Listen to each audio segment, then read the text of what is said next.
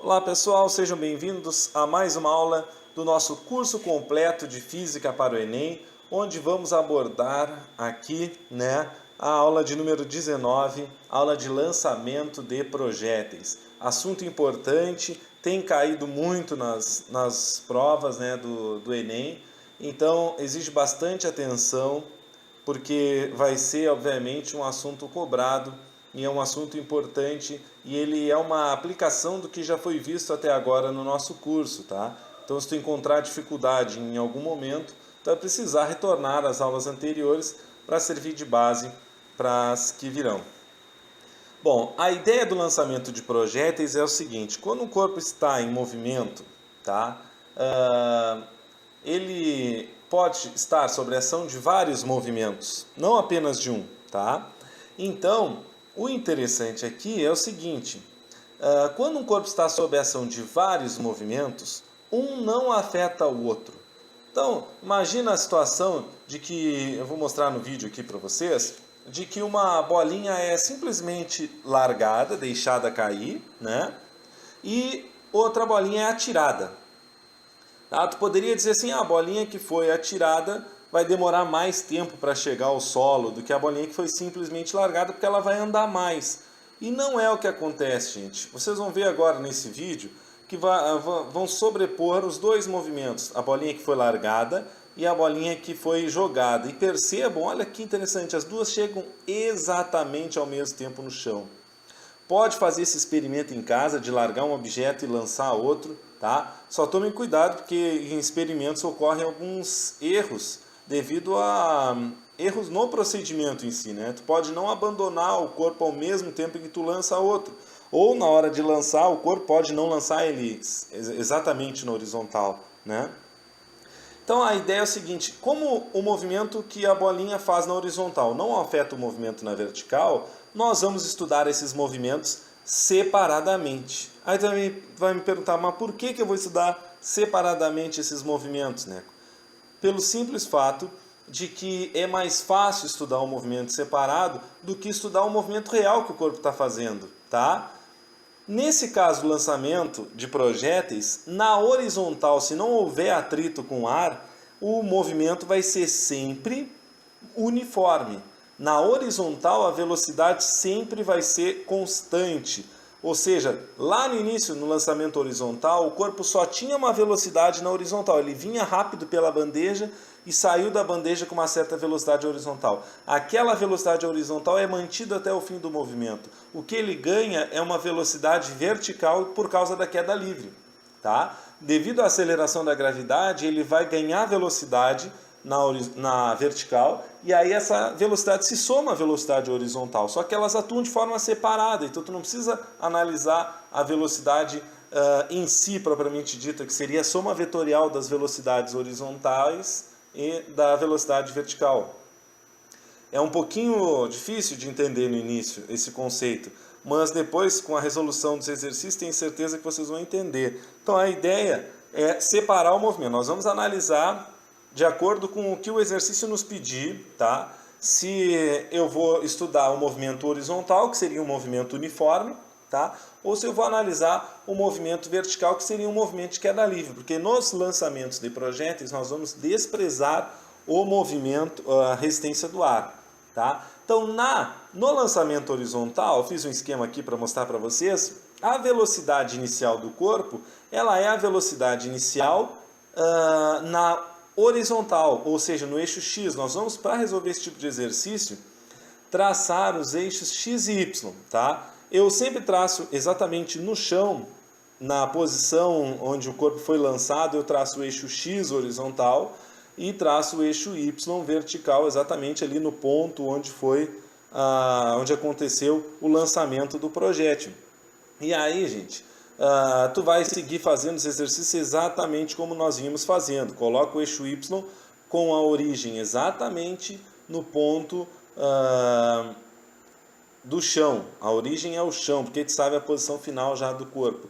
E aí a posição inicial dele vai ser a altura da superfície em que ele foi lançada, tá? No caso aí da bolinha, que é o que a gente está analisando. A trajetória descrita pelo objeto vai ser um arco de parábola. Ele vai traçar exatamente uma parte, uma metade de uma parábola. Então, essa velocidade inicial em x que esse corpo obtém, que ele tem no exercício, ela vai então se manter até o final. E a velocidade inicial em y é zero. Ele não possuía no momento que ele saiu da mesa, né, nenhuma velocidade no eixo y. Então nós vamos em y trabalhar como um exercício normal de queda livre de um corpo abandonado a uma certa altura. Então, em y, como nós temos queda livre, as equações que nós vamos utilizar são as equações do movimento uniformemente variado, que é o S igual a S0 mais V0t mais AT2 sobre 2, o V igual a V0 mais AT, o V ao quadrado igual a V0 ao quadrado mais 2A delta S.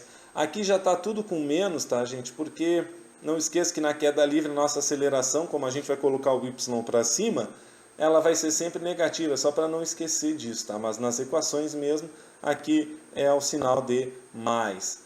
Em x, como nós estamos no movimento uniforme, né, a velocidade em x não é afetada, então nós temos que a velocidade é igual a ΔS sobre ΔT, tu pode fazer pela fórmula, aquela da velocidade média mesmo, ou pelos S igual a S0 mais VT, que é a equação do movimento uniforme. Tá, gente? Então, muito cuidado com o lançamento horizontal. Então, ao analisar o exercício, nós vamos separar. Nós vamos pegar aquela velocidade inicial, vamos analisar ela apenas em x. Aquela velocidade vai me servir, por exemplo, para saber o alcance do corpo. Quando ele pergunta o alcance do corpo, ele quer saber a que distância ele vai parar, ele vai atingir o chão. A que distância em relação à posição que ele foi lançado. Por exemplo, ele vai ser lançado sempre exatamente na origem do eixo x.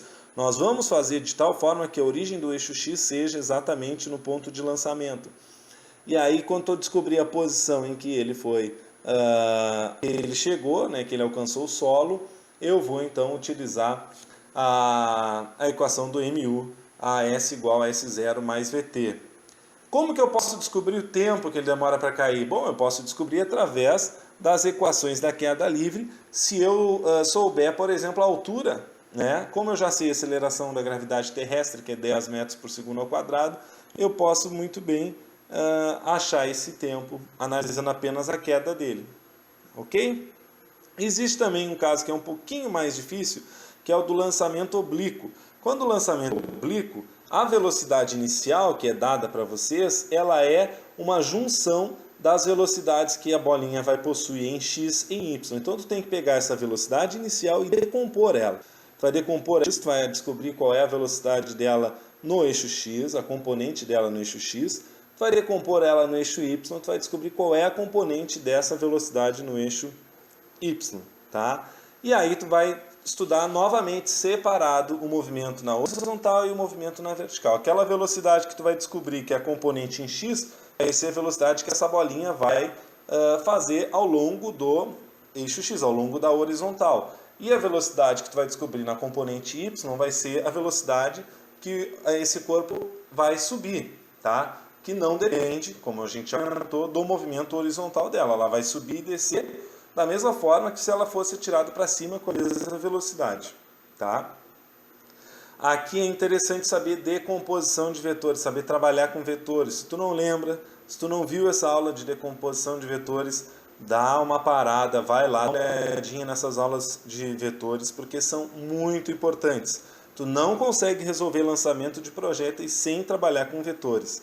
Tá? Como eu falei, se o lançamento for oblíquo, tu vai precisar decompor a velocidade inicial para depois sim estudar separadamente o movimento em x e o movimento em y. Tá? Então em y tu vai ter um movimento de um corpo que é lançado para cima, então chega até a altura máxima e depois volta ao chão, e tu tem em x um movimento uniforme. Novamente as mesmas equações do MU e do MUV tu vai utilizar para resolver aqui. Tá certo, gente? Então,